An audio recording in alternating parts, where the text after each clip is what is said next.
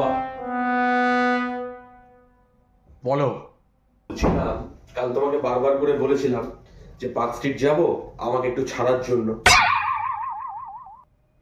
তুমি শুনলে না, কালকে যা নয় তাই কথা বললে। কালকে কি হয়েছে জানো? কি হয়েছে? কালকে পার্ক স্ট্রিটে যিশু খ্রিস্টকে দেখেছে সবাই।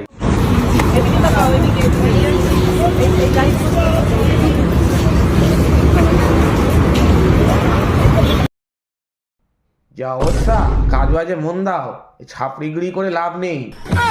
আর এই যে ফেসবুকে ভিডিও বানাচ্ছে, ও তো কেউ দেখেও না, কেউ পছন্দও করে না। বেকার ভিডিও বানাচ্ছ। মুখটা আয়নায় দেখেছো?